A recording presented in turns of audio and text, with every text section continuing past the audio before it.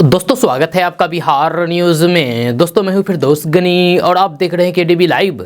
दोस्तों आज हो चुका है 8 फरवरी 2023। तो आज की बिहार की टॉप न्यूज़ लेकर आए हैं आपके लिए।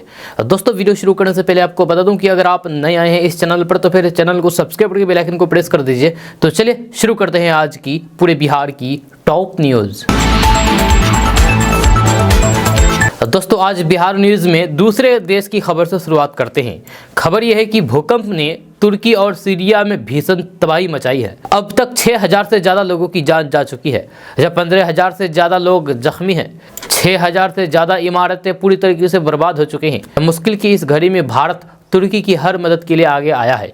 प्रधानमंत्री नरेंद्र मोदी के आदेश के बाद भारत ने तुर्की को फौरन मदद भेजी है। जहां भारत से एनडीआरएफ की रेस्क्यू टीम, दवाइयां और मेडिकल टीम का पहला जत्था तुर्की के लिए रवाना हो गया है। जहाँ राहत सामग्री एयरफोर्स प्लेन से भेजी गई है। जब बुरे वक्त में भारत के इस मदद पर तुर्की ने तहे दिल से शुक्रिया अदा किया है। भारत के विदेश राज्य मंत्री वी मुरलीधरन ने भारत में स्थित तुर्की के दूतावास पहुंच करके मुसीबत की इस घड़ी में साथ खड़े होने का वादा किया है। दोस्तों बात करते हैं कि बिहार में लंबे समय से बिजली बिल में गड़बड़ी की शिकायतें मिलती रही है। जब पिछले दिनों सीएम नीतीश कुमार के जनता दरबार में भी बिजली बिल से जुड़े कई मामले सामने आए थे। इस दौरान अपनी फरियाद को लेकर के पहुंचा एक बुजुर्ग व्यक्ति सीएम नीतीश कुमार के सामने फूट फूट करके रोने लगे थे। जब लगातार मिल रही शिकायतों के बाद सरकार ने बड़ा फैसला लिया है। जब बिहार के आधे गाँव में इसी महीने में कैंप लगा करके बिजली बिल में सुधार किए जाएंगे।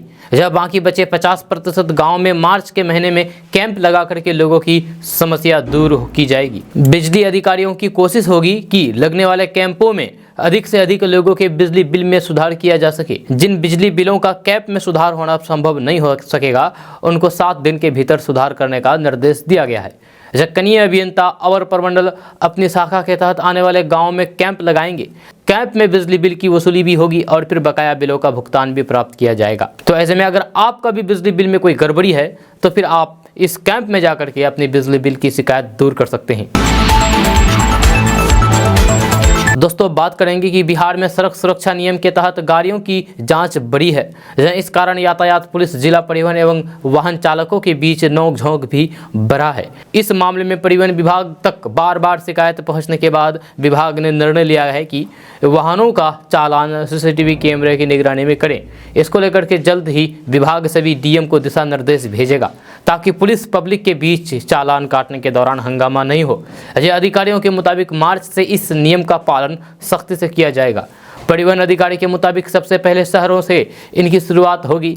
जिलों के सभी प्रमुख शहरों से इस नियम का पालन होगा। जहां सीसीटीवी कैमरे होगा वहीं चालान काटा जाएगा ताकि जुर्माने की राशि कैमरे में कैद हो सके। इससे लोगों का ये भ्रम भी खत्म होगा कि जुर्माना काटने के बाद राशि पैकेट में रख लेते हैं। शहरों के बाद ग्रामीण इलाकों में इसकी शुरुआत होगी और इसको लेकर के लोगों को जागरूक किया जाएगा। जहां पर चेक पोस्ट पहले से बना है वहां पर जुर्माना लगाने के लिए वाहन चालकों को लाया जाएगा और फिर उसके बाद वाहन पर चालान काटा जाएगा। विभाग के अधिकारी दुर्घटना होने वाले हाईवे पर जगह चिन्हित करके चेक पोस्ट बनाया जाएगा। दोस्तों बात करते हैं कि जदयू के बागी नेता उपेंद्र कुशवाहा पर मुख्यमंत्री नीतीश कुमार ने अपनी राय साफ कर दी है। नीतीश कुमार ने कहा है कि उपेंद्र कुशवाहा पता नहीं किसकी भाषा बोल रहे हैं। उपेंद्र कुशवाहा अब किसी और की बोली बोल रहे हैं। उन्हें जहां जाना है जाएं, फैसला उनको लेना है। समाधान यात्रा पर बांका पहुंचे मुख्यमंत्री नीतीश कुमार ने पत्रकारों से बातचीत करते हुए कहा कि उपेंद्र कुशवाहा जदयू के साथ आए तो सब लोगों ने उन्हें खूब आदर दिया। हम खुद उपेंद्र कुशवाहा को इज्जत देते रहे, लेकिन अचानक ऐसा क्या हो गया कि वह ऐसी भाषा बोलने लगे। नीतीश कुमार ने भाजपा का नाम लिए बिना कहा कि जब किसी का प्रचार हो रहा हो तो फिर समझ जाइए कि कहां से प्रचार हो रहा है। दरअसल उपेंद्र कुशवाहा पार्टी नेतृत्व के खिलाफ लगातार हमला बोल रहे हैं। जब पहले जगदा बाबू की जयंती पर अलग कार्यक्रम करके पार्टी को असहज किया, अब पत्र जारी करके जदयू नेताओं की पार्टी से अलग बैठक बुलाने की बात कही है। वैसे रविवार को ही ललन सिंह ने कड़े शब्दों में उपेंद्र कुशवाहा की चिट्ठी का जवाब दे दिया था, लेकिन सोमवार को मुख्यमंत्री नीतीश कुमार से जब इस संबंध में पूछा गया तो फिर उन्होंने कहा कि उपेंद्र कुशवाहा हमारी पार्टी को छोड़ करके 2 बार जा चुके थे। इसके बावजूद भी इसकी तीसरी बार उनको मौका दिया गया। हमने तो उन्हें बहुत इज्जत दी, पता नहीं कि उन्हें क्या हो गया, जब किसकी भाषा बोलने लगे हैं। जब 2 महीने के अंदर ऐसा क्या हो गया समझ में नहीं आ रहा है। दोस्तों बात करते हैं कि बिहार के पूर्व डिप्टी सीएम और बीजेपी राज्यसभा सांसद सुशील कुमार मोदी ने अडानी मुद्दे के बहाने बिहार के मुख्यमंत्री नीतीश कुमार और कांग्रेस पर करारा हमला बोला है। जहां सुशील कुमार मोदी ने कहा है कि उद्योगपति गौतम अडानी के मामले में कांग्रेस दोहरा रवैया अपना रही है, संसद में चर्चा करने के बजाय सदन को बाधित कर रही है।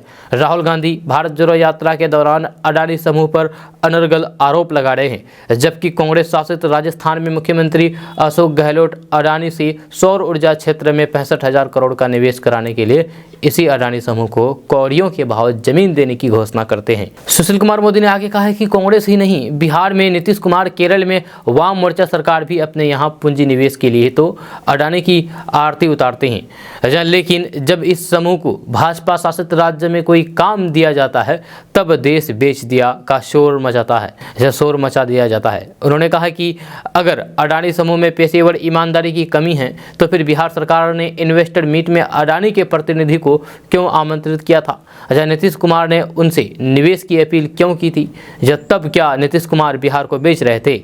सुशील कुमार मोदी ने आगे कहा कि अडानी को लेकर के विपक्ष पाषंड की पराकाष्ठा यह है कि केरल की वाम मोर्चा सरकार विझिजाम में बन रहे अंतर्राष्ट्रीय बंदरगाह के पक्ष में खड़ी है, जबकि स्थानीय जनता अडानी के द्वारा विझिजाम में बन रहे अंतर्राष्ट्रीय बंदरगाह का विरोध कर रही है। दोस्तों बात करते हैं कि बिहार में हो रही जातीय जनगणना के दूसरे चरण का काम 1 अप्रैल से शुरू होगा, जो कि 30 अप्रैल तक चलने वाला है। दूसरे चरण में परिवार की डिटेल जानकारी लेने के लिए परगनों को अगले माह से ट्रेनिंग मिलेगी।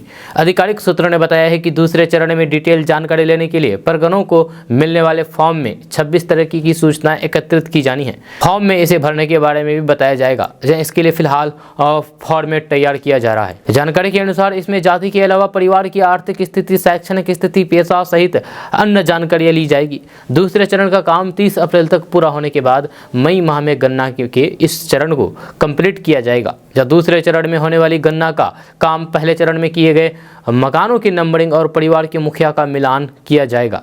जब गणना के दौरान प्रांगण अपने अपने इलाके में जाकर के परिवार की डिटेल लेंगे। जब परगणक उस इलाके में जाएंगे जहां वे पहले चरण में गए थे, इसलिए परगणक के द्वारा किए गए परिवार की एंट्री का मिलान दूसरे चरण में किया जाएगा। आधिकारिक सूत्रों ने बताया है कि फरवरी में एंट्री का काम खत्म होगा। इसके बाद दूसरे चरण के लिए तैयार फॉर्मेट में डिटेल भरने के लिए अगले माह परगणों को ट्रेनिंग दी जाएगी। आपको बता दूं कि राज्य में यानी कि बिहार में जाति आधारित गणना के पहले चरण के बाद जो प्रारंभिक रिपोर्ट सामान्य प्रशासन विभाग को मिली थी, उसके अनुसार बिहार में पारिवारिक की संख्या 3.5 करोड़ होने का अनुमान लगाया गया है। वही साल 2011 की जनगणना के आधार पर बिहार में परिवार की संख्या 1 करोड़ 89 लाख थी, जहां 12 सालों में इसमें 1 करोड़ 61 लाख वृद्धि होने की संभावना जताई जा रही है। दोस्तों बात करते हैं कि फरवरी माह के 1 सप्ताह बीत चुका है, लेकिन न्यूनतम तापमान में गिरावट जारी है और सुबह के साथ देर रात में ठंड का एहसास जारी है। जब बिहार में पछुआ हवा का प्रवाह है, इसके चलते बिहार में अधिकतम और फिर न्यूनतम तापमान में उतार चढ़ाव भी हो रहा है। जब मौसम विज्ञान केंद्र के अनुसार राज्य भर में पूरे बिहार में अगले 5 दिनों तक मौसम शुष्क बने रहने की संभावना है। मौसम विज्ञान केंद्र ने बताया है कि सोमवार को राजधानी पटना के अधिकतम तापमान में आंशिक कमी आई है। यहाँ के अधिकतम तापमान में सामान्य से 0.2 डिग्री सेल्सियस की गिरावट आई है और 27 डिग्री सेल्सियस दर्ज किया गया है। जब पटना के न्यूनतम तापमान में बात करें तो फिर 0.1 डिग्री सेल्सियस की वृद्धि हुई है और 11.4 डिग्री सेल्सियस दर्ज किया गया है। मौसम विभाग ने कोहरे को लेकर के बताया है कि बिहार के उत्तरी भागों में अगले 2 दिनों तक अभी तक इसका प्रभाव देखने को मिल सकता है। जब पटना को छोड़ करके 15 जिलों के न्यूनतम तापमान में आंशिक कमी आई है। औरंगाबाद, गया, जमुई और सीवान के अधिकतम तापमान में आंशिक कमी देखने को मिली है। दोस्तों बात करते हैं कि बिहार विधानसभा के नेता प्रतिपक्ष विजय कुमार सिन्हा के आवास से बीते रविवार को चोरी की घटना गलत साबित हुई है। जब बताया जा रहा है कि नेता प्रतिपक्ष विजय कुमार सिन्हा के एग्जीबिशन रोड में स्थित घर में चोरी को लेकर के गांधी मैदान थाने में शिकायत दर्ज कराई गई थी। ये सिर्फ एक गलत फहमी के कारण हुआ है, जिसमें अब शिकायतकर्ता ने ही ये साफ कर दिया है कि चोरी की कोई घटना नहीं हुई है और वे अपना केस वापस लेने जा रही है। यह चोरी की इस घटना को लेकर के नेता प्रतिपक्ष विजय कुमार सिन्हा के पूर्व सहायक शिवम के खिलाफ मामला दर्ज किया गया था। यह शिकायत विजय कुमार सिन्हा के वर्तमान सहायक गौरव ने दर्ज कराई थी, लेकिन आज दोनों एक साथ आकर के मामले की असली सच्चाई के बारे में जानकारी दी। शिवम ने बताया है कि जो सामान चोरी हुआ वह दरअसल कमरे में ही दूसरे जगह पर रखा हुआ था, लेकिन मेरे फ़ोन में खराबी आने के कारण मैं इसकी जानकारी नहीं दे सका, जिससे ये सारी गलतफहमी की स्थिति उत्पन्न हुई। अब वह सामान मिल गया है, जिसके बाद सारी स्थिति साफ हो गई है। वहीं गौरव ने भी माना है कि उनका सामान कमरे में ही था जो मिल गया है। ऐसे में जो शिकायत दर्ज कराई गई थी उसे वापस लिया जाएगा। दोस्तों, बात करते हैं कि बिहार के गोपालगंज से हैरान कर देने वाली घटना सामने आई है। यहाँ स्कूल में जहां बच्चों को सही गलत की सीख दी जाती है, उनका मानसिक विकास किया जाता है, लेकिन गोपालगंज के एक स्कूल में प्रधान अध्यापिका पर ही भेदभाव करने का आरोप लगाया गया है। अभिभावकों का कहना है कि बच्चों को चापाकल से पानी नहीं पीने दिया जाता है, जहाँ उनके लिए पानी पीने पर पाबंदी लगा दी गई है। यहाँ तक कि उन्हें स्कूल में शौचालय का भी उपयोग नहीं करने दिया जाता है। बच्चों के अभिभावकों ने जिले के डीएम से न्याय की गुहार लगाई है। फुलवरिया प्रखंड की माध्यमिक विद्यालय कमालकांत कराड़िया का है, जहां प्रधान अध्यापिका सुधा कुमारी पर भेदभाव करने के आरोप लगाया गया है। जहां महादलित के बच्चे, उनके अभिभावकों का आरोप है कि स्कूल के प्रधान अध्यापक सुधा कुमारी के द्वारा महादलित के बच्चे से भेदभाव किया जाता है। जब बच्चों को चापाकल पर पानी नहीं पीने दिया को लेकर के पाबंदी लगा दिया गया है। साथ ही उन्हें शौचालय का भी उपयोग नहीं करने के लिए दिया जाता है। दोस्तों, बात करते हैं कि बिहार के छपरा के मुबारकपुर कांड में अब तक कुल 7 लोगों की गिरफ्तारी हो चुकी है। यह हत्या मामले में 3 लोगों की गिरफ्तारी हुई है। वही 3 लोगों को माहौल बिगाड़ने के आरोप में गिरफ्तार किया गया है। एक की गिरफ्तारी सोशल मीडिया पर अफवाह फैलाने को लेकर के हुई है। आरोपी मुखिया पति की गिरफ्तारी के लिए एसटीएफ लगातार छापेमारी कर रही है, लेकिन वे अभी पुलिस की गिरफ्त से दूर है। आरोपी के करीबियों के ठिकानों पर भी रेड की जा रही है। आपको बता दूं कि इलाके में बड़ी तादाद में पुलिस बल की तैनाती की गई है। आईजी डीआईजी ने घटना स्थल पर कैंप कर रहा है। पुलिस हेडक्वार्टर भी लगातार पुलिस की कार्रवाई का एक अपडेट ले रहा है। जहां सामाजिक सद्भाव बिगाड़ने, अफवाह फैलाने वाले पुलिस की रडार पर है। आपको बता दूं कि बिहार के छपरा में पीट करके हुई हत्या आगजनी के बाद गृह मंत्रालय ने बड़ा फैसला लिया है। इलाके में शांति व्यवस्था कायम रखने के लिए इंटरनेट सेवाएं 2 दिनों के लिए बंद कर दी गई है। फिलहाल पूरे इलाके में भारी पुलिस बल की तैनाती की गई है। धारा 144 लागू करके लोगों से शांति बनाए रखने की अपील की गई है। दोस्तों, बात करते हैं कि जेडीयू में मुख्यमंत्री नीतीश कुमार और उपेंद्र कुशवाहा के बीच तनातनी लगातार बढ़ती ही जा रही है। अब उपेंद्र कुशवाहा ने सीएम नीतीश कुमार पर पलटवार किया है और कहा है कि मुख्यमंत्री खुद अपनी सहूलियत के हिसाब से गठबंधन बदलते रहते हैं। अगर सीएम नीतीश कुमार कहेंगे तो फिर वे आज ही एमएलसी का पद भी छोड़ देंगे। इससे पहले जदयू के राष्ट्रीय अध्यक्ष ललन सिंह ने कहा था कि उपेंद्र कुशवाहा पार्टी के संसदीय बोर्ड के अध्यक्ष नहीं हैं, वे सिर्फ एमएलसी है। उपेंद्र कुशवाहा ने मंगलवार को एक चैनल से बातचीत में सीएम नीतीश कुमार और फिर ललन सिंह पर जम करके हमला बोला है। उन्होंने कहा कि ललन सिंह के कार्यालय से अब भी जब रिलीज या फिर सर्कुलर जारी होता है तो फिर उसमें उपेंद्र कुशवाहा का नाम पार्लियामेंट्री बोर्ड का अध्यक्ष कह करके लिखा जाता है। अब ललन सिंह कह रहे हैं कि वे संसदीय बोर्ड के अध्यक्ष नहीं है। ऐसे में कागज सही बोल रहा है या फिर राष्ट्रीय अध्यक्ष, ये तो फिर विवादित बात है। उपेंद्र कुशवाहा ने कहा कि मैं पहले ही कह चुका हूं कि कागज में हम अध्यक्ष हैं, लेकिन व्यवहार में नहीं। अब खुद ललन सिंह ने इसे प्रमाणित कर दिया है कि मैं जो कह रहा था सही है। जब मैंने इसलिए जेडीयू संसदीय बोर्ड के अध्यक्ष के पद को झुंझुना कहा था। उपेंद्र कुशवाहा ने आगे कहा कि सीएम नीतीश कुमार ये बताएं कि आरजेडी से जेडीयू की क्या डील हुई है। जनता और पार्टी कार्यकर्ताओं के मन में इसे लेकर के आशंका है। नीतीश कुमार भले ही वरिष्ठ नेता हैं, लेकिन आम लोगों में चर्चा का विषय बन गया है कि वे अपनी सहूलियत के हिसाब से कभी इस गठबंधन में तो कभी उसमें चले जाता है, उस गठबंधन में चले जाते हैं। जहाँ उन्हें इसे देखना चाहिए, दूसरे पर बोलने के बजाय पहले खुद के अंदर झांकना चाहिए नीतीश कुमार जी को। आपको बता दूं कि उपेंद्र कुशवाहा पिछले कुछ दिनों से सीएम नीतीश कुमार और फिर जेडीयू नेताओं के खिलाफ अब मोर्चा खोले हुए हैं, जहाँ उनके बीजेपी में जाने की भी कयास लगाए जा रहे हैं। सोमवार को जेडीयू अध्यक्ष ललन सिंह ने कहा कि उपेंद्र कुशवाहा पार्टी के संसदीय बोर्ड के मुखिया नहीं है, बल्कि सिर्फ एमएलसी है। तो दोस्तों, बात करते हैं कि वैलेंटाइन वीक की शुरुआत हो चुकी है। इधर बिहार में एक ऐसा प्रेम प्रसंग का मामला सामने आया है जिसकी चर्चा पूर्णिया जिले के कस्बा नगर परिषद में आजकल खूब हो रही है। जब 2 अधेड़ उम्र के प्रेमी जोड़े ने एक दूसरे से विवाह करने की ठान ली। दोनों नाती पोते वाले हैं। वहीं परिवार के लोगों ने जब विरोध किया तो फिर पंचायत ने दोनों को एक करा दिया। जब वैलेंटाइन डे से पहले दोनों एक दूसरे के हो गए। जब कस्बा नगर परिषद के वार्ड 3 के बड़ेटा में पंचायत के बाद 57 साल के प्रेमी और फिर 48 साल की प्रेमिका की शादी करा दी गई। जहाँ दोनों के बीच 3 साल से प्रेम प्रसंग चल रहा था। जहाँ दोनों के नाती पोते से भरा पूरा परिवार है। हालांकि इस फैसले से पहले दोनों के बेटे बहू समेत पूरे परिवार ने जमकर के विरोध किया। जहाँ यहाँ तक कि घर से निकाल दिए जाने की भी धमकी दी थी, पर दोनों ने कहा कि वे दूसरे जगह अपना आशियाना बसा लेंगे। इसके बाद पंचायत ने दोनों की शादी पर मोहर लगा दी।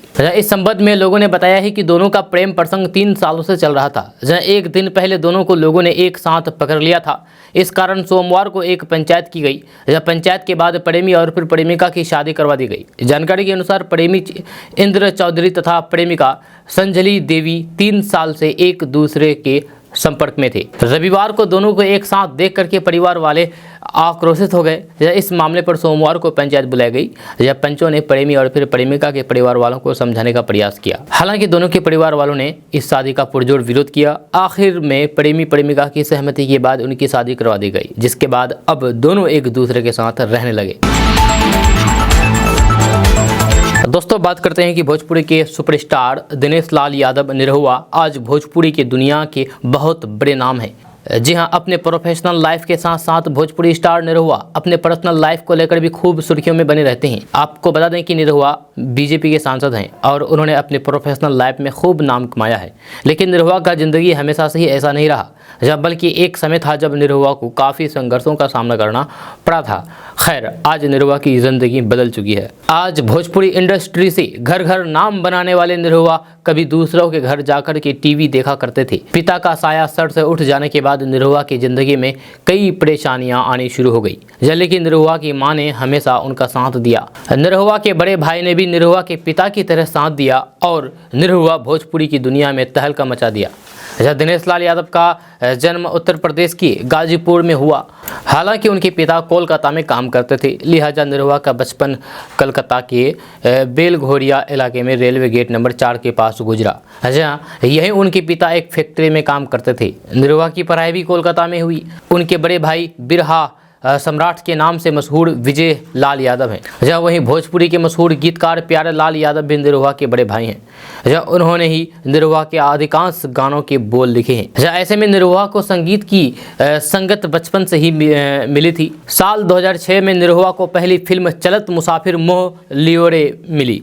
इसमें सुनील छैला बिहारी और फिर कल्पना के साथ निरहुआ को भी अहम रोल मिला था। लेकिन फिल्मों में निरहुआ की किस्मत चमकी साल 2008 में आई फिल्म निरहुआ रिक्शावाला से। संतोष मिश्रा की लिखी इस फिल्म ने सफलता के नए कीर्तिमान स्थापित कर दिए और आज निरहुआ भोजपुरी फिल्म इंडस्ट्री के बादशाह हैं और बीजेपी के सांसद भी बन चुके हैं। दोस्तों बात करते हैं कि हज पर जाने वाले लोगों के लिए केंद्र सरकार ने बड़ी राहत दी है। हज यात्रा 2023 के लिए इच्छुक लोगों से आवेदन शुल्क नहीं लिया जाएगा। अब हज के लिए आवेदन करना पूरी तरीके से फ्री होगा। इस संबंध में हज कमेटी ने सर्कुलर जारी कर दिया है। आपको बता दूं कि हज के लिए इच्छुक आवेदकों से अब तक 400 रुपये लिया जाता था। साथ ही अब हाजियों को बैग, सूटकेस, छाता, चादर जैसे सामानों के लिए भी पैसा नहीं देना होगा, बल्कि हज यात्री खुद से ये सामान खरीद करके ले जा सकेंगे। सरकार के इस फैसले के बाद कहा जा रहा है कि इस हिसाब से हज करना करीब 50,000 रुपये सस्ता हो जाएगा। हज पॉलिसी 2023 के तहत बुजुर्ग, दिव्यांग और महिलाओं को इस बार हज यात्रा में प्राथमिकता दी जाएगी। वहीं 45 साल से अधिक उम्र के कोई भी महिला अब अकेले ही हज के लिए आवेदन कर सकेगी। इसके बाद सरकार ने बगैर महरम वाली 4 औरतों के साथ जाने का नियम को भी खत्म कर दिया है। अब वो अकेली भी हज करने के लिए जा सकती है। कहा जा रहा है कि इस साल 1,75,000 हज यात्रियों में से 80% हाजी हज कमेटी की तरफ से जाएंगे, जबकि 20% प्राइवेट टूर ऑपरेटर के माध्यम से हज करने के लिए जाएंगे। दिल्ली हज कमेटी ने नोटिस जारी करके कहा कि हज को लेकर के सोशल साइट पर कई गलत जानकारियां शेयर की जा रही है, उस पर विश्वास ना करें और किसी भी प्रकार की जानकारी के लिए इंडिया हज कमेटी की वेबसाइट पर जाएं। दोस्तों बात करते हैं कि राष्ट्रपिता महात्मा गांधी के परपौत्र तुषार गांधी ने कहा कि भारतीय नोटों से महात्मा गांधी जी की तस्वीर हटा देनी चाहिए। इसका कारण आजकल भारतीय करेंसी का उपयोग महात्मा गांधी के सिद्धांतों के खिलाफ इस्तेमाल किया जा रहा है। उन्होंने कहा कि आज पैसे से अमीरों को फायदा होता है, गरीबों को नहीं। इसलिए उनका ये सोच है कि नोटों पर महात्मा गांधी की तस्वीर नहीं होना चाहिए। तुषार गांधी ने कहा कि इस समय सभी राजनीतिक दल के नेता महापुरुषों के बारे में विवादास्पद बयानबाजी कर रहे हैं। यह राजनीतिक दलों ने महापुरुषों को बांट दिया है, जहां सभी अपने ही महापुरुषों की प्रशंसा कर रहे हैं और दूसरे महापुरुषों की आलोचना कर रहे हैं। ये महापुरुषों के साथ अन्याय है। तुषार गांधी ने कहा कि कुछ लोग तो मूल मुद्दे से लोगों का ध्यान हटाने के लिए महापुरुषों का सहारा ले रहे हैं और उनका अपमान कर रहे हैं। ये सही नहीं है कहा जा सकता है। दोस्तों बात करते हैं कि संसद के बजट सत्र के 6वें दिन लोकसभा में धन्यवाद प्रस्ताव पर चर्चा हुई।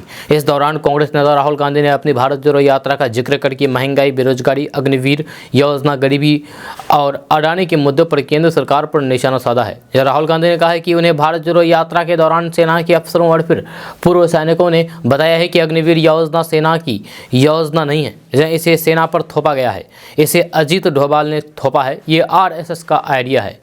राहुल गांधी ने कहा कि यात्रा के दौरान जनता से बात करने का, उनकी समस्याएं सुनने का मौका मिला है। उन्होंने कहा कि अभी आपने अग्निवीर योजना की तारीफ की, लेकिन बेरोजगारी युवा जो सेना में भर्ती के लिए सुबह 4 बजे सड़कों पर दौड़ लगाता है, वो इस बात से सहमत नहीं है।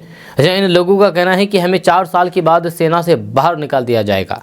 राहुल गांधी ने कहा है कि सेना के रिटायर अफसर कह रहे हैं कि अग्निवीर योजना आर्मी की नहीं है, ये योजना आरएसएस की ओर से आई है, गृह मंत्रालय से आई है, ये सेना पर थोपी गई है।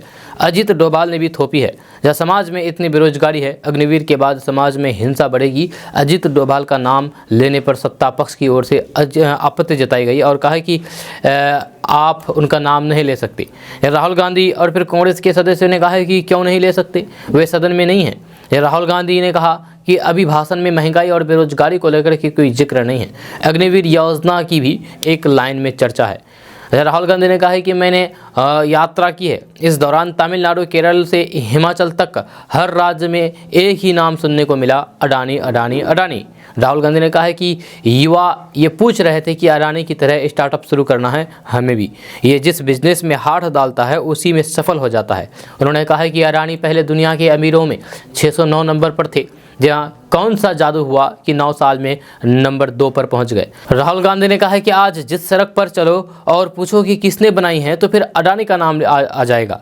हिमाचल का सेब अडानी का। देश जानना चाहता है कि अडानी का प्रधानमंत्री के साथ कैसे रिश्ता है। उन्होंने प्रधानमंत्री नरेंद्र मोदी की एक पुरानी तस्वीर निकाली। इसे लेकर के सत्ताधारी सांसदों ने हंगामा शुरू कर दिया।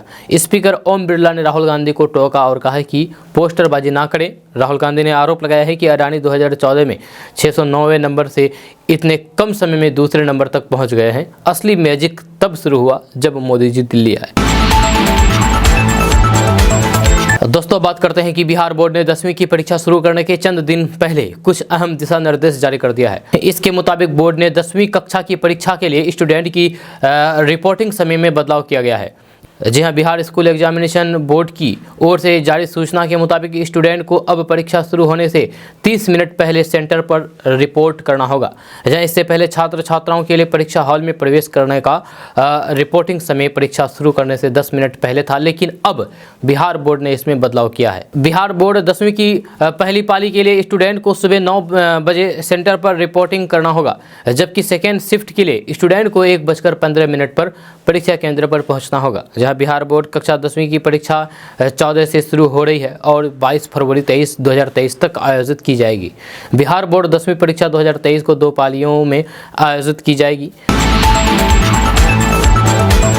दोस्तों बात करते हैं कि कटिहार की विषहरिया में भोज खाने के बाद बड़ी संख्या में लोग बीमार हो गए। इसमें कई लोगों की हालत गंभीर बताई जा रही है, जिसके बाद गंभीर रूप से बीमार मरीजों को सदर अस्पताल रेफर कर दिया गया है। आपको बता दूं कि विषहरिया गांव में श्राद्ध के दौरान भोजन का आयोजन किया गया था, जहां भोज खाने के बाद लगभग 150 लोगों की तबीयत खराब हो गई, जिसके बाद लोगों को इलाज के लिए अस्पताल में भर्ती कराया गया, जहां से गंभीर रूप से बीमार लोगों को सदर अस्पताल रेफर कर दिया गया। आपको बता दो कि विसहरिया गाँव के सरकारी स्कूल में मरीजों का इलाज किया जा रहा है। जानकारी मिल रही है कि कोरा थाना क्षेत्र के विसहरिया गाँव में बड़ी संख्या में लोग भोजन खाने के लिए पहुंचे थे। इस दौरान लोगों ने भोज में चावल, दाल, सब्जी, दही खाई थी। खाना खाने के बाद लोग अपने घर चले गए, जिसके बाद देर रात लोगों की तबीयत खराब होने लगी। अगले सुबह सभी लोगों की हालात खराब हो गई। लोगों ने पेट दर्द, उल्टी, दस्त की शिकायत देखी जा रही है। बीमार व्यक्तियों का इलाज सरकारी अस्पताल में किया जा रहा है। तो दोस्तों बात करते हैं कि बिहार सरकार ने बिहार के दूसरे एम्स दरभंगा के लिए पहल शुरू कर दी है। जहां दरभंगा के बहादुरपुर अंचल में अस्पताल के लिए 150 एकड़ जमीन देने का प्रस्ताव स्वीकृत करने के बाद अब एम्स दरभंगा और फिर दरभंगा जिला प्रशासन के बीच समन्वय स्थापित करने के लिए राज्य मुख्यालय से एक समन्वय पदाधिकारी की नियुक्ति का निर्णय लिया गया है। 2020 में दरभंगा में दूसरे एम्स की स्वीकृति मिली थी। जब स्वास्थ्य विभाग के अपर मुख्य सचिव प्रत्यय अमृत की अध्यक्षता में हुई बैठक में समन्वयक नियुक्ति करने की सहमति बनी है। जब केंद्र सरकार यूनियन कैबिनेट की बैठक में 2020 में बिहार के दरभंगा में दूसरा एम्स खोलने का प्रस्ताव स्वीकृत किया गया था। प्रस्ताव स्वीकृति होने के साथ ही बिहार सरकार को जमीन की व्यवस्था का आग्रह किया गया था। योजना स्वीकृत होने के बाद बिहार सरकार ने दरभंगा मेडिकल कॉलेज और अस्पताल की जमीन से करीब 82 एकड़ जमीन एम्स दरभंगा को देने का प्रस्ताव स्वीकृत किया है। तो दोस्तों बात करते हैं कि देश में अडानी विवाद को लेकर के बिहार में कांग्रेस सड़क पर उतर गई है। हिंडनबर्ग के रिपोर्ट के बाद देश के वित्तीय संस्थानों की स्थिति को लेकर के लगातार प्रदर्शन किया जा रहा है। पूरे बिहार में कांग्रेस की ओर से प्रदर्शन किया जा रहा है। जब बिहार के पटना, मोतिहारी, नवादा, जमुई, मुजफ्फरपुर सहित सभी जिलों में कांग्रेस कमेटी की ओर से केंद्र सरकार के खिलाफ प्रदर्शन किया जा रहा है। कांग्रेस प्रदेश अध्यक्ष अखिलेश सिंह ने कहा कि राहुल गांधी बहुत पहले से ही सरकार को आगाह करते रहे हैं। वाजपेयी जी की सरकार में भी अरुण शौरी के नेतृत्व में विनिवेश मंत्रालय बना था, जहाँ उस समय भी हमारे पूर्वजों की संपत्तियों को बेचने का काम किया गया था। मोदी सरकार में भी देश को बेचने का काम किया जा रहा है। एसबीआई और LIC में एक एक आदमी का पैसा है। जहाँ अडानी समूह को कर्ज देने पर वह पैसा डूब जाएगा। दोस्तों बात करते हैं कि कहते हैं कि राजनीति में कोई भी बयान देने के समय का बेहद खास महत्व होता है। जो हाल के दिनों में नीतीश कुमार पर उनके कुछ सहयोगियों के द्वारा साथ साथ उनके विरोधियों ने भी ये कहना शुरू कर दिया था कि नीतीश कुमार कमज़ोर हो चुके हैं। इसी बयान के बीच नीतीश कुमार के बेहद करीबी माने जाने वाले मंत्री संजय झा ने नीतीश कुमार को लेकर के बड़ा बयान दिया है। और जब संजय झा से ये सवाल पूछा गया है कि क्या नीतीश कुमार कमज़ोर हो गए हैं, तो इस सवाल पर उन्होंने साफ शब्दों में कह दिया है कि नीतीश कुमार को लेकर के जो बातें कही जा रही है वे सब बेकार की बातें हैं। मैं साफ कर देना चाहता हूं, टाइगर अभी जिंदा है। जी हाँ, संजय झा के इस बयान के टाइमिंग को लेकर के ही सियासी हलचल बढ़ी है। जी हाँ, और इस बयान के अर्थ खोजे जा रहे हैं। संजय झा नीतीश कुमार के बेहद खास माने जाते हैं और समाधान यात्रा में लगातार नीतीश कुमार के साथ चल रहे हैं। इस वजह से भी उनके बयान का अर्थ बढ़ जाता है। जहाँ वहीं बीजेपी ने संजय झा के बयान पर चुटकी लेते हुए नीतीश कुमार को बुरा टाइगर कहा है। दोस्तों बात करते हैं कि पटना सिटी के माल सलामी थाना क्षेत्र की जलकद्दर बाग इलाके में छापेमारी की गई। यह छापेमारी के दौरान बच्चों के खाने वाले नकली पकौड़े बनाने की फैक्ट्री का खुलासा हुआ है। यह फैक्ट्री से 10 लाख का सामान पुलिस ने बरामद किया है। नकली सामान बनाए जाने की सूचना मिलते ही कंपनी के प्रतिनिधि ने इस बात की जानकारी पुलिस को दी, जिसके बाद पुलिस ने छापेमारी करके नकली पकौड़ा बनाने वाली फैक्ट्री से मशीन, कच्चा माल समेत 10 लाख रुपए का सामान बरामद किया है। इस फैक्ट्री में भारी संख्या में नकली पकौड़ा बना करके रखा गया था, जिसे छापेमारी करके पुलिस ने जब्त कर दिया है। आपको बता दें कि इस पकौड़े को बच्चे खाते हैं, जिसे खाने से उनकी सेहत पर खासा असर पड़ सकता है। इस तरीके का नकली खाद्य पदार्थ पटना सिटी के स्थित एक फैक्ट्री में बन रहा था। फिलहाल पुलिस आगे की कार्रवाई करने में जुटी हुई है। दोस्तों बात करते हैं कि बिहार के बेगूसराय में दिन दहाड़े मुखिया की गोली मार करके हत्या करने के मामले में मुख्य हत्यारोपी पूर्व मुखिया मोहम्मद महफूज अंसारी पुलिस की बढ़ते दबिश से भयभीत होकर के सोमवार को न्यायालय में सरेंडर कर दिया। इसकी जानकारी मुख्यालय में स्थित अपने कार्यालय कक्ष में SP योगेंद्र कुमार ने दी है। पुलिस अधीक्षक ने बताया है कि पुलिस की दबिश और फिर कुर्की वारंट से डर करके आरोपी ने न्यायालय में आत्मसमर्पण कर लिया है। जिला पुलिस कप्तान ने बताया है कि बीते 2 फरवरी को आरोपी ने परना पंचायत के मुखिया को गोली मार करके हत्या कर दी गई थी, जिसके बाद उसे पुलिस की विशेष टीम दबोचने के लिए फिराक में जुटे थे, तो फिर वहीं दूसरी तरफ उनके खिलाफ कुर्की की तैयारी भी चल रही थी। लोकप्रिय मुखिया वीरेंद्र शर्मा को बदमाशों ने उस वक्त निशाने पर लिया था जब वे अपने पंचायत में स्थित परना गांव से बाइक पर सवार होकर के बेगूसराय मार्केट जा रहा था। जब तभी सोना चिमनी के निकट पहुंचते ही बाइक सवार बदमाशों ने गोलियों से छल्ले कर दिया, जिससे उनकी जान चली गई। दोस्तों, बात करते हैं कि बिहार में पूरी तरीके से पुलिस का इकबाल खत्म हो चुका है, जहाँ खास करके सिवान में। जहाँ सिवान में बदमाश दिन दहाड़े लूट जैसी बड़ी घटनाओं को अंजाम दे जाते हैं, पुलिस हर बार की तरह सिर्फ जांच करने की बात करती है। जहाँ ताज़ा मामले में बदमाशों ने एक बार फिर से जिले की यानी कि सिवान जिले की पुलिस को चुनौती देते हुए दिन दहाड़े 15 लाख रुपए की लूट की वारदात को अंजाम दिया है। बदमाशों ने एक बाइक एजेंसी के कर्मचारी के हथियारों के बल पर 15 लाख रुपए की लूट को अंजाम दिया है। सबसे बड़ी बात पूरे वारदात में ये रही कि 15 लाख रुपए लूटने के बाद बदमाशों ने बाइक एजेंसी के कर्मचारियों की स्कूटी को भी अपने साथ लेकर के चलते बने। जानकारी के मुताबिक लूट की ये वारदात सिवान के तरवारा मोड़ पर हुई है। यह दिन दहाड़े हुई लूट की वारदात से स्थानीय व्यवसायियों में डर का माहौल है। हमेशा की तरह मामले की जानकारी मिलने पर मौके पर पहुंची पुलिस सीसीटीवी फुटेज खंगालने में जुटी हुई है। समाचार की ऑपरेशन तक पुलिस द्वारा मामले में बदमाशों को गिरफ्तार नहीं किया जा सका है।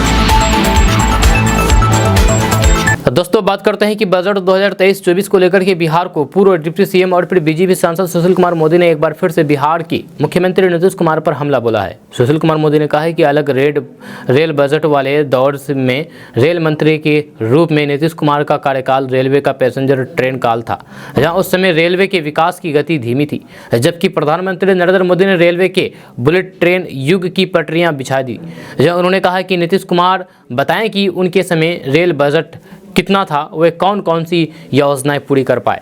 जहाँ सुशील कुमार मोदी ने कहा है कि अगस्त 2026 में भारत की पहली बुलेट ट्रेन चलेगी, जहाँ इसके लिए बजट में 19,600 करोड़ रुपए का प्रावधान किया गया है। उन्होंने कहा है कि साल 2023-24 के बजट में रेलवे के लिए 2,40,000 करोड़ रुपए दिए गए हैं। ये राशि 2013-14 के अलग रेल बजट की राशि से 9 गुना अधिक है। सुशील कुमार मोदी ने कहा है कि अलग रेल बजट की प्रथा समाप्त करने से रेलवे के संसाधनों में भारी वृद्धि हुई है, जबकि नीतीश कुमार केवल विरोध के लिए विरोध कर रहे हैं।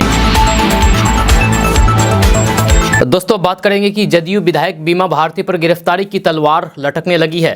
जब पटना व्यवहार न्यायालय की एक अदालत ने चेक बाउंस मामले में विधायक बीमा भारती के खिलाफ उनकी उपस्थिति के लिए गैर जमानती वारंट जारी कर दिया है। इस मामले में बीमा भारती आने वाले दिनों में गिरफ्तार हो सकती है। यह दरअसल प्रथम श्रेणी की न्यायिक दंडाधिकारी श्वेता चौधरी की अदालत ने पूर्व में जारी किए गए जमानती वारंट के बावजूद भी न्यायालय में हाजिर नहीं होने के कारण श्रीमती बीमा भारती की उपस्थिति के लिए गिरफ्तारी का गैर जमानती वारंट जारी कर दिया है। यह साथ ही उनकी उपस्थिति के लिए 15 मार्च 2023 की अगली तिथि निश्चित की है। जब बीमा भारती पिछले कुछ समय से लगातार विवादों में है। पिछले साल अगस्त 2022 में जब बिहार में नीतीश कुमार ने महागठबंधन वाली सरकार बनाई थी, तो फिर उसके बाद बीमा भारती और नीतीश सरकार में मंत्री लेसी सिंह का विवाद सामने आया।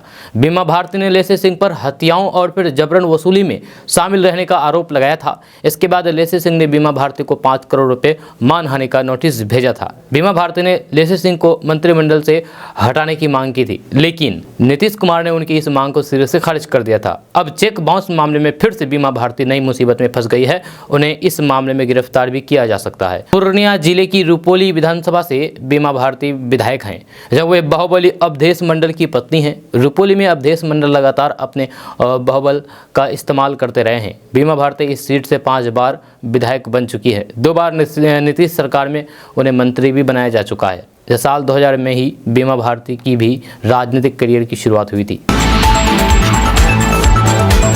दोस्तों, बात करते हैं कि भारत एनर्जी के क्षेत्र में लगातार आगे बढ़ रहा है। एनर्जी के क्षेत्र में देश की शक्ति लगातार बढ़ती जा रही है। इसी कड़ी में कल प्रधानमंत्री नरेंद्र मोदी ने बेंगलुरु में इंडिया एनर्जी वीक का आगाज किया। इसकी जानकारी देते हुए प्रधानमंत्री नरेंद्र मोदी ने ट्वीट करके अपने कार्यक्रम की जानकारी भी दी थी। आपको बता दूं कि इंडिया एनर्जी वीक 6 से 8 फरवरी तक मनाया जा रहा है। यहाँ प्रधानमंत्री कई कार्यक्रम में शिरकत करेंगे, जिसमें बहुप्रतीक्षित योजना E20 की शुरुआत करेंगे। दोस्तों बात करते हैं कि पाकिस्तान लगातार गाल बजाता रहता है कि भारत में अल्पसंख्यकों पर जुल्म हो रहा है। कश्मीर को लेकर के बेबुनियादी दावे करता है। कई इस्लामी देशों का साथ लेकर के दावा करने वाले पाकिस्तान को CPA ज़रूर पढ़नी चाहिए। द ऑस्ट्रेलिया टुडे की रिपोर्ट के अनुसार दुनिया भर के 110 देशों में भारत नंबर 1 वो देश है जो अल्पसंख्यकों के लिए सबसे अच्छा है। वैश्विक अल्पसंख्यकों पर सेंटर फॉर पॉलिसी एनालिसिस की एक रिपोर्ट में धार्मिक अल्पसंख्यकों के प्रति समावेशी उपायों के लिए भारत को 110 देशों में नंबर 1 के रूप में स्थान दिया गया है। सेंटर फॉर पॉलिसी एनालिसिस एक रिसर्च सेंटर है जिसका हेडक्वार्टर भारत के पटना में है। दोस्तों बात करते हैं कि बिहार में शिक्षक अभ्यर्थी नौकरी की तलाश में काफ़ी परेशान नजर आ रहे हैं। साल 2011 के बाद 2019 में STT परीक्षा आयोजित की गई। इस परीक्षा के कई अभ्यर्थी पास करने के बाद भी 3.5 साल से वैकेंसी का इंतजार कर रहे हैं। अभ्यर्थियों का कहना है कि सरकार किसी भी की भी हो या फिर शिक्षा मंत्री कोई भी हो, लेकिन किसी का भी इस ओर ध्यान नहीं है। शिक्षकों की वैकेंसी में लगातार देरी हो रही है।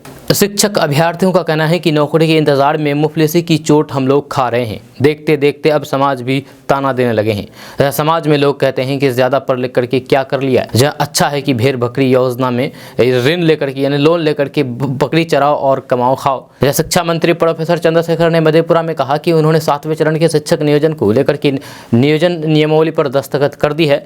ऐसे में शिक्षा मंत्री के बयान के बाद दर्जनों शिक्षक अभ्यर्थी सचिवालय ये पता लगाने के लिए पहुंच गए कि क्या ये सही में शिक्षा मंत्री जो कह रहे हैं वो सच है। अभ्यर्थियों ने कहा कि उन्हें शिक्षा मंत्री की बात पर भरोसा नहीं होता है, क्योंकि बीते 4 सालों में सरकार किसी की भी हो रहे जितने भी शिक्षा मंत्री बने इसी प्रकार झूठा आश्वासन देकर के अभ्यर्थियों को बहला फुसला कर रखते हैं। दोस्तों बात करते हैं कि बिहार के विभिन्न जिलों में स्ट्रॉबेरी की खेती की जा रही है, जहाँ वहीं सरकार भी स्ट्रॉबेरी की खेती को बढ़ावा दे रही है। जहाँ इसी क्रम में अररिया जिले में भी बड़े पैमाने पर स्ट्रॉबेरी की खेती की जा रही है। जिला मुख्यालय से सिर्फ 4 किलोमीटर की दूरी पर NH57 टोल टैक्स के पास इसकी खेती की जा रही है। अररिया जिले के रहने वाले अब्दुल रहमान ने अपने क्षेत्र में इसकी शुरुआत की है। कोरोना काल में अब्दुल रहमान ने स्ट्रॉबेरी की खेती शुरुआत करते हुए इलाके में अपनी अलग पहचान बना ली। सेहत के एतबार से स्ट्रॉबेरी फल काफ़ी फायदेमंद है, जहाँ इसमें विटामिन A, B, C और फिर D काफ़ी मात्रा में पाई जाती है। इसके साथ ही लोग औषधीय के तौर पर भी इसका इस्तेमाल करते हैं। यह पहाड़ी और ठंडे इलाके में उगाए जाने वाले स्ट्रॉबेरी की खेती उत्तर प्रदेश, महाराष्ट्र, आंध्र प्रदेश, कर्नाटक समेत कई अन्य प्रदेशों में भी की जा रही है। इन राज्यों के अलावा अब बिहार में भी स्ट्रॉबेरी की खेती कामयाब हो रही है।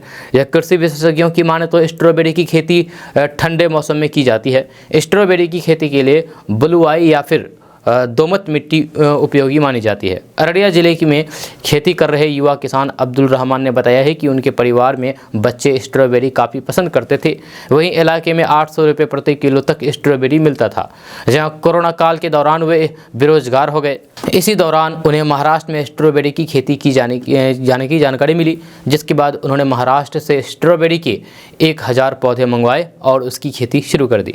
स्ट्रॉबेरी की खेती करने की सही जानकारी नहीं थी, जिस वजह से नुकसान हुआ। इसके बाद वे खेती की सही जानकारी लेने के लिए महाराष्ट्र गए और खेती की बारीकी सीखी। महाराष्ट्र में उन्होंने 20 दिनों तक स्ट्रॉबेरी की खेती करने की ट्रेनिंग ली और फिर अररिया आए। यहाँ आकर के उन्होंने 2 एकड़ ज़मीन में स्ट्रॉबेरी की फसल लगाई, जिसमें उन्हें कामयाबी मिली। आज की तारीख में अब्दुल रहमान करीब 8000 रुपये की स्ट्रॉबेरी रोज़ाना लोकल बाज़ार में बेच रहे हैं। तो दोस्तों आज का न्यूज़ बस यहाँ तक। कैसा लगा नीचे कमेंट बॉक्स में कमेंट करके ज़रूर बताइएगा। अगर आप नए आए हैं इस चैनल पर तो फिर चैनल को सब्सक्राइब करके बेल आइकन को प्रेस कर दीजिए और साथ में वीडियो को लाइक कर दीजिए, अपने दोस्तों के साथ शेयर भी कीजिए। तो चलिए मिलते हैं फिर नेक्स्ट वीडियो के साथ, तब तक के लिए जय हिंद, जय बिहार।